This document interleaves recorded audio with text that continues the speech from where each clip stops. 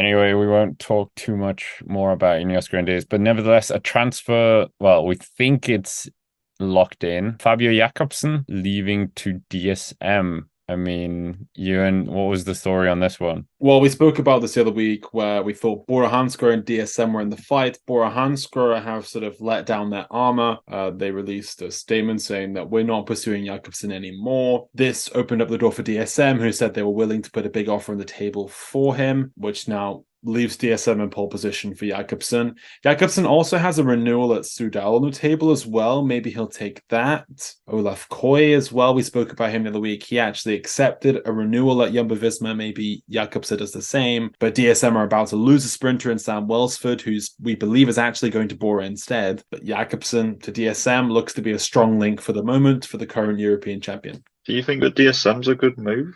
Because their lead out is okay, but we've seen it, with how riders leave Quickstep, especially sprinters, and their career doesn't go as well. I don't really want to see that with Jakobsen, to be honest with you. Would he re-sign for Quickstep? It really depends, doesn't it? Because I guess kind of basically what is Merlier doing? Has anybody seen him recently? I don't know what he's doing, but yeah, I guess especially with the renewal of Olav Koy at Jumbo, that closed him off. But yeah, I'm not really sure if Jakobsen fits at DSM. I don't have that much faith in their lead out unless they also were to bring in somebody else with Jakobsen. Jacobson's the kind of guy who needs a lead out. Yeah, he does. Jacobson's great when he's got a lead out, guaranteed top three. But if he doesn't, you don't quite know where he's going to come. I don't think he's quite as self-sufficient as a. Let me look down the start list. Dare I say, Mark Cavendish, Yeah. Biniam Girmay, for instance. Yeah. He needs to be sort of spoon fed a lead out to do well. I don't quite know if DSM have that nowadays with their train. They're a really good mountain squad nowadays. They had that period of restructuring. I just don't think they have the engines. Also, to add to this, Dainese is rumored to Tudor. So if Dainese and Welsford are out of the equation, that leaves a big hole in their squad. Maybe they want to bring in the big bucks move for Jakobsen. And how can Jakobsen say no to a big money offer? Think about it that way. Patrick, you were saying, what is Tim Merlier doing? Yes, but like the other thing is, what is Remco Evenepoel doing? If they're sending Remco to the Tour next year, they're not going to be all in for Jakobsen chasing stages, green jersey, whatever.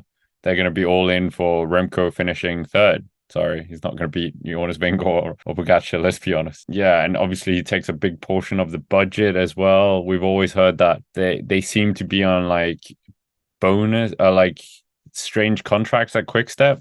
I don't understand how he says he never has money, but they're like the most winning team nearly every year. Philippe Gilbert was on some strange contract where he was paid like peanuts, and then it was based on his objectives. So maybe DSM just are, as you said, Ewan, able just to throw a fat contract on the table with no like clauses of performance things. Especially because they're losing Leeknessand, Dainese, Welsford, if we are to believe these rumors. Those are three big stars of this year so far. You would suggest that could really open up something in their balance books. I think it would make sense for the team structure as a whole. Would be how they've got Jakobsen in there, they've got Bardet, but they've also got the ability to give young riders the ability to have opportunities and leadership in big races. They could designate a Giro for the Bardet, could designate a squad to Jacobsen for the Tour, and then they can send an Onley, they can send a Tobias Lund Anderson, they can send a Max Poole to the Vuelta as a let's see how you're going to do in these sorts of races without that much risk. So I think it makes sense for them to do it. But yeah, I'm not overly certain on the ability of Degenkolb, Akoff, Edmondson to deliver a Jakobsen, considering that. I mean, we'll wait and see. Maybe I'm very, very much going to get proved wrong on this tour. Maybe Welsford picks up 3 stages and DSM are the new lead out bosses, but I'm not. I think you're right. Jakobsen does kind of need to get glided on a magic carpet and get landed 200 meters, 150 meters to go, launches, wins. Just kind of like that. Is DSM going to be able to do that? I don't know. It looks like we're going to get a lot of just like sprinter roundabouts going around teams this year, which could be quite entertaining. It'll be an absolute nightmare next year to be like, oh, Groenewegen doesn't ride there anymore or whatever. I don't know. It'd be hard to keep track. One that we haven't spoken about yet is Sam Bennett. With his Tour de France snub, he's rumored to human-powered health next year. Oh, no. Demar's part of that roundabout as well. So, yeah, you guys are really right. There is a sprinter free-for-all in a way. It's like every single sprinter, apart from a few, have been thrown up in the air, and teams are just grabbing what they can get, pretty much. Jacobson's obviously the big fish, but I'm surprised Bennett's not being picked up by somebody, considering that he is a Grand Tour winner. Grand Tour stage winner. But he's also in his early 30s, and he hasn't been getting great results without the help of Danny van Poppel. Yeah, that is true. Who has, by the way, extended with Bora, so he's not going with him. I'm surprised that even like an Israel or somebody doesn't want a Bennett or something. Speaking of which, Nizzolo is rumored elsewhere as well. Let me remind you. Of course, he'll end up on some Q36.5. So riders willing to move down to Pro Continental. Yeah, the in thing is a la mode. I mean, Israel are Pro Continental, so it'd just be moving across. True, but he was World Tour, World Tour sprinter, you know. Yeah. But like with Bennett willing to go down, Dainese willing to go down, and Nizzolo, I think it would be a step down because Israel get World Tour invites. Q36.5 don't get a lot of them. That would be quite a big deal. But maybe they're trying to help teams that they think have a really good shot at moving up. Tudor, who we want to sign, Dainese want to sign Trentin. They also probably want to sign a climber as well. Human Powered Health have a really well-rounded start list who've been getting good results with Sam Bennett as well. That'd be a good bolster for their lineup. And then Q36.5, who have huge sponsors. Look at the people who are backing them. These are sort of people who might have tax loopholes, you know, like these are huge corporations who are backing them. Surely they have money bags to help them out. What would you want Fabio Jakobsen to do? Stay at Quickstep or go to DSM? Go to Bora, but it's too late.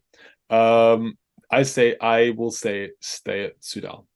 I think it works really well. I prefer him to stay at Soudal, to be honest. I know it's probably not what you're wanting, Scott. You probably want to say the different, but yeah, this is quite boring because I think the same. So I think you just should stay. Why? Why would you go? Why would you risk something that's working for something which Kittel, Liberia, Mark Cavendish, Viviani, they all tanked after leaving Quickstep. But Kittel was at DSM, well, Dryne Alpecin. But what would DSM-Firmenich's future be? Tobias Lund Andersen and Max Bull. Surely Paul and Onley and so forth are moving elsewhere. Yeah, Ineos will try and get him. That's what's going on. But for next year's Grand Tours, Balde with no Leknesund, no Dainese, no Welsford. Yeah, what do they go for? They need to make some. They're like scrambling. They're like, we need people to actually get relegation battle. Hello. Oh my god, yeah. Because to be honest, Max Paul. This is why Max Paul should have been sent to the Tour. For God's sake. But he could have gone to the Tour of Austria and probably got more points. In terms of the real relegation battle for the next 3 years, without real direction there, Bardet's not getting any younger.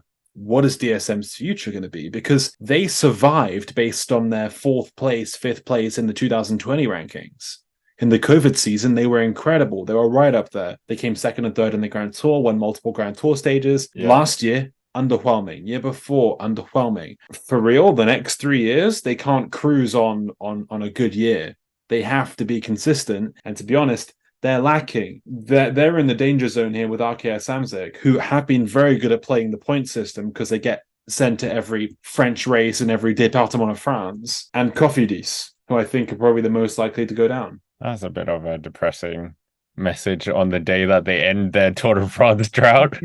No, okay. I like Cofidis. Cofidis played the point system well, but that's also because Cofidis, Arkea Samsic, benefit from the fact that they're invited to all these French races that happen in little départements, little communes that go around They give out quite a lot of World Tour points. And you know what? They'll probably stay afloat for that reason, just like Arkea did last year by planting 3 sprinters inside the top 10 at L'Ouverture de Marseille. I just don't see DSM surviving if they don't sign a big name, they lose all these riders in the transfer market. I think it's very hard to see DSM being a World Tour team in 3 years' time.